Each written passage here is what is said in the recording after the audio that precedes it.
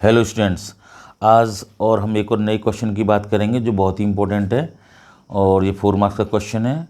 आप ध्यान से देखिए और इसको एक दो बार ट्राई करेंगे अपने घर पर और बिना देख के करेंगे एक बार, फिर बिना देखे तो आपको ये इजी लगने लगेगा। बहुत ही इंपॉर्टेंट क्वेश्चन है, कई बार बोर्ड में क्वेश्चन ये पूछा गया है। देखिए यहाँ पे क्या दे रखा है, पी क्यू जे कॉर्ड। तो कॉर्ड बड़ा आ गया तो इसका मतलब ये है कि सर्कल के अंदर एक कॉर्ड खींचती है, सभी जानते हैं। और फिर लेंथ ऑफ 8 सेंटीमीटर, इसी कॉर्ड की लेंथ जो है 8 सेंटीमीटर होनी चाहिए। और फिर सर्कल रेडियस की 5 सेंटीमीटर होना चाहिए, यानी एक 5 सेंटीमीटर सर्कल रेडियस का एक सर्कल बनाएं, उसके अंदर एक पी क्यू कॉर्ड खींचें जिसकी लेंथ 8 सेंटीमीटर हो। ठीक है, आगे बढ़ते हैं। यहाँ पे बोला गया है the tangent of a tangent at P and Q. तो अगर जो टेंजेंट जो हैं वहाँ पे जो खींची गई हैं पी एंड क्यू से होके जाती हैं और इंटरसेक्ट कर रही हैं, उनको जब पीछे ले जाएंगे तो कहाँ पे मिलेंगी, वो एट ए पॉइंट टी पे मिलेंगी। तो find the length of T P. तो देखिए फिगर हमको खुद ही बनाना पड़ेगा, फिगर इस क्वेश्चन के साथ नहीं दे रखा है। तो पहले क्वेश्चन को पढ़ेंगे, खुद ही फिगर बनाएंगे, उसके बाद सॉल्व करेंगे। तो देखिए तो सबसे पहले क्या करें, हम एक सर्कल बनाते हैं पहले, और जिसकी हम रेडियस मान लीजिए 5 सेंटीमीटर। सेंटर ये हमारा ओ है, तो इसमें कॉर्ड खींचते हैं। अब टेंजेंट खींचनी है हमें, तो अगर हम कॉर्ड ऐसे खींचेंगे तो टेंजेंट ऐसे आएंगी हमारी। अगर ऐसे कॉर्ड खींचेंगे तो फिर टेंजेंट ऐसे हमारी ड्रॉ होंगी। अगर इधर खींचेंगे तो ऐसे टेंजेंट आएंगी। तो कैसे ही बना सकते हैं, तो हमें डिपेंड करता है हमारे पास स्पेस कहाँ है और कैसे हमें जल्दी से समझ में आएगा। तो हम इस कॉर्ड को हम यहाँ से ड्रॉ कर लेते हैं। इसका अगर हम नाम देते हैं, ये है पी पॉइंट है और ये क्यू पॉइंट है। ठीक है, और ये ओ जो हमारा सेंटर है, ये हमने डॉट लगाई, उसको हम सेंटर माना है। इसकी लेंथ पी क्यू की 8 सेंटीमीटर मेंशन किया क्वेश्चन में। अब यहाँ से जो टेंजेंट जो खींची गई हैं, ये रेडियस दे रखी है 5 सेंटीमीटर। ये भी इसको ड्रॉ कर लेते हैं पहले यहाँ से यहाँ तक। ये तो सेम रहेंगी दोनों साइड में, रेडियस सेम रहती है किसी भी सर्कल की। 5 सेंटीमीटर हो गई। अब जो टेंजेंट जो खींची गई हैं वो कहाँ पर इंक्लाइंड है, टी पॉइंट पर मिल रही हैं वो।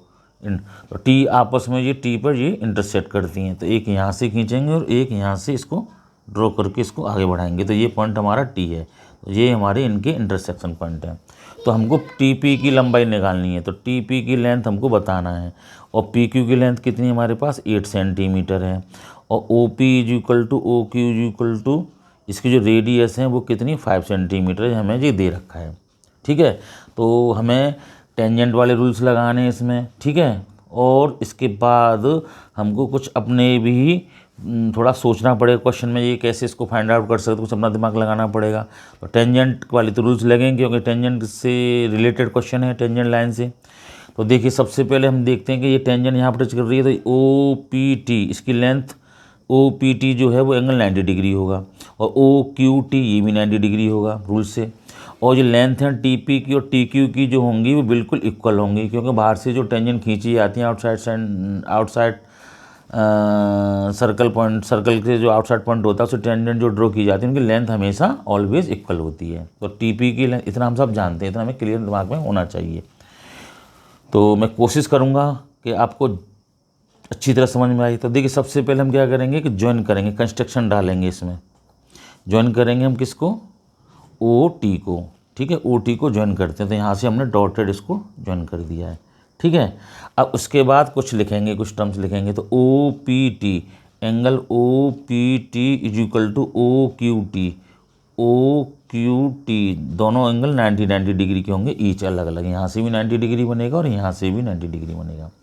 और आपने 9th में पढ़ा होगा कि किसी भी सर्कल की जो कॉर्ड होती है जब सेंटर से मिलाते हैं तो वो 90 डिग्री पे 90 डिग्री पर बाइसेक्ट करती है कॉर्ड को। देखिए ये थोड़ा सा मैं बता दूंगा आपको यहाँ साइड में।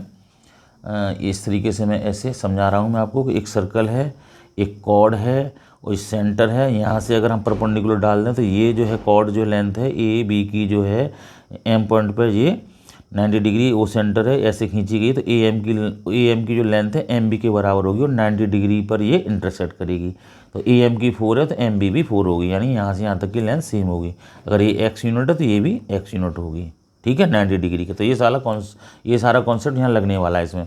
तो हम क्या लिखेंगे कि ओ मान लीजिए एम पॉइंट मान लीजिए, यहाँ पे हम कोई पॉइंट एम मान लेते हैं। चलिए तो हम लिखेंगे O M perpendicular to P Q.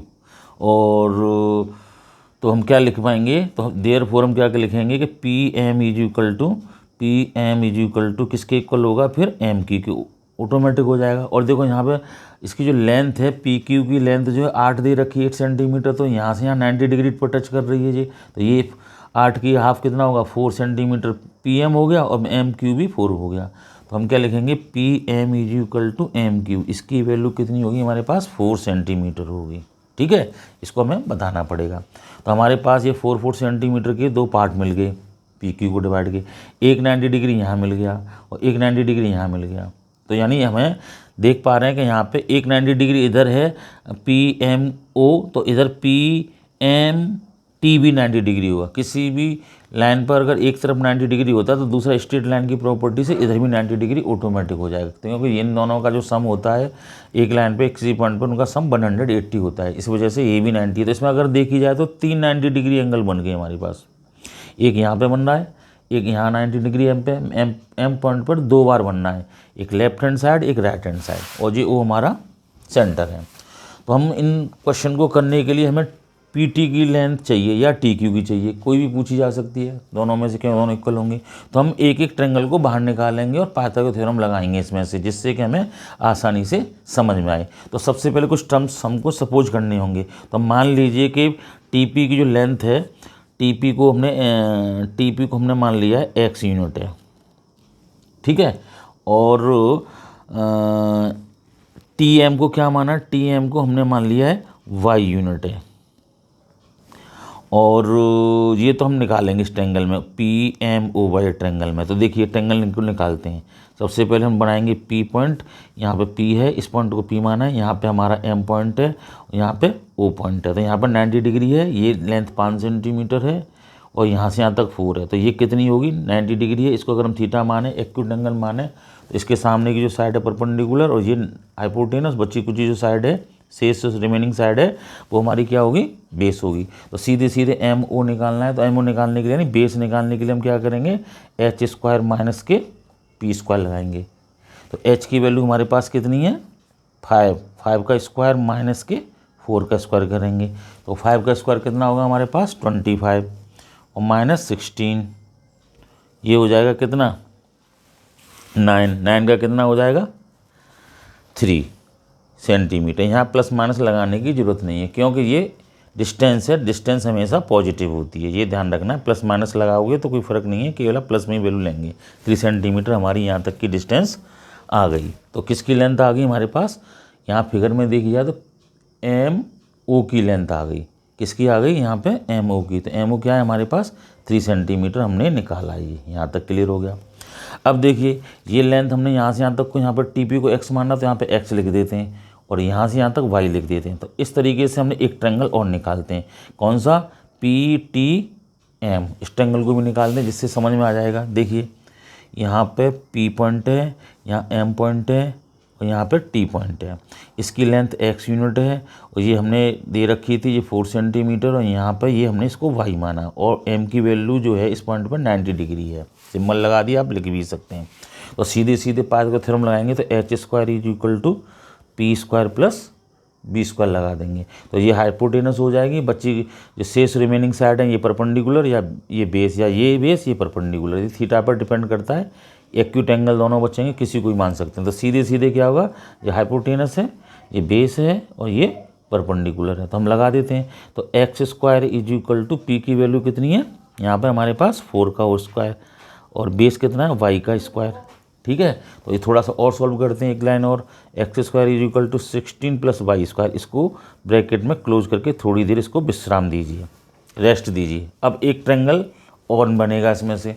देखिए दो तो हमने यूज कर लिए, एक ये 90 डिग्री से हमने ये इस वाली निकाल ली, इसकी लेंथ 3 निकाल ली थी, एक बार इसमें एक रिलेशन निकाल लिया हमने, और एक यहाँ पर पी पर जो 90 डिग्री बनना है उसका भी यूज़ करना बाकी है। तो इस ट्रायंगल को भी हम बाहर निकालेंगे, एक एक करके स्टेप से निकालें जिससे कि हमें बिल्कुल क्लियर समझ में आए क्वेश्चन। तो हम ट्रायंगल को बाहर निकालते हैं। ये पॉइंट हमारा पी है, ये टी है, यहाँ पे ओ है। आप फिगर को देखेंगे तो आपको क्लियर समझ में आएगा। पी पर 90 डिग्री है, ओ हमारा सेंटर था, टी हमने एक पॉइंट लिया था टेंजेंट के लिए बाहर से, इसकी लेंथ एक्स है। अब यहाँ पे ये 5 सेंटीमीटर दे रखी है और ये लेंथ है हमारी टी ओ की।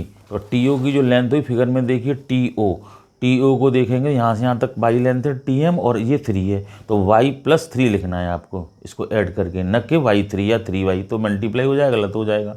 हमको ऐड करना है, तो वाई यहाँ से यहाँ तक की डिस्टेंस है, कहाँ से कहाँ तक, टी एम की, और एम ओ की 3 है, तो इसको वाई प्लस 3 ऐड करके लिखेंगे। तो यहाँ पर हम क्या लिखने वाले हैं, वाई प्लस 3। और ये 90 डिग्री एंगल है पी, टेंजेंट की वजह से, तो ये सीधे सीधे हाइपोटेनस का वर्क करेगा। ये परपेंडिकुलर है, ये बेस है, या इसको बेस मान लें, इसको परपेंडिकुलर, या इसको बेस, इसको परपेंडिकुलर, उससे कोई फर्क नहीं पड़ेगा। तो हमें फिर वो लगानी है बाई पाइथागोरस थ्योरम, तो फिर लिखिए इसमें, ठीक है। तो H square is equal to P square plus B square. तो इसी वाले ट्रायंगल में इन ट्रायंगल लिख देंगे, इन ट्रायंगल किस में, पी टी ओ में। तो एच की वैल्यू कितनी है, वाई प्लस 3 का whole square is equal to P की वैल्यू कितनी है हमारे पास, 5 का whole square plus x square. थोड़ा सॉल्व करते हैं इसको, ए प्लस बी के होल स्क्वायर से ओपन करेंगे, तो ए प्लस बी का होल स्क्वायर क्या होता है, a square plus B square plus 2ab, 3 terms में 3 बार खुलेगा जी, कम से कम 3 स्टेप होंगे इसमें से, ठीक है। तो वाई स्क्वायर प्लस के 3 का स्क्वायर कितना हो जाएगा, 9 हो जाएगा, ठीक है। और ये हो जाएगा ए स्क्वायर प्लस बी स्क्वायर, और 2ab करेंगे तो 2 इंटू वाई इंटू 3, तो 6y हो जाएगा। कोई दिक्कत नहीं, थोड़ा सा अगर आप रफ कॉपी पर अलग करके देखोगे स्टेप बाई स्टेप, तो यही स्टेप मिलेंगे आपको। ये 5 का हो जाएगा 25 प्लस एक्स स्क्वायर हो जाएगा, ठीक है। तो यहाँ तक हमको ये वैल्यू मिली, तो 5 हो गया 25, जी एक्स स्क्वायर हो गया। अब हमारे पास एक इक्वेशन यहाँ पे आ गया और एक इक्वेशन यहाँ दे रखा है 2, ठीक है। इन दोनों की हेल्प से हमको कुछ वैल्यू निकालनी है। तो देखिए रखते हैं यहाँ पे, देखिए ये फर्स्ट इक्वेशन मान लीजिए, सेकंड मान लीजिए। तो इसमें जो एक्स स्क्वायर की जो वैल्यू है यहाँ पुट कर दीजिए, किसकी जगह पे, एक्स स्क्वायर की जगह पे जो 16 प्लस वाई स्क्वायर है वो यहाँ पुट कर देंगे। तो पुट करिए, put x square in equation second, ठीक है, एक्स स्क्वायर की वैल्यू। तो ये क्या हो जाएगा हमारा, कैसे पुट करेंगे, देखिए यहाँ लिखेंगे put value of x square, value of x square in equation second में। तो यहाँ लिखेंगे वाई स्क्वायर प्लस 9 प्लस के 6y इज इक्वल टू 25, ऐसे ही लिखेंगे। एक्स स्क्वायर की वैल्यू कितनी आई है हमारे पास, 16 प्लस वाई स्क्वायर आई है, ऐसे यहाँ लिख लिया हमने,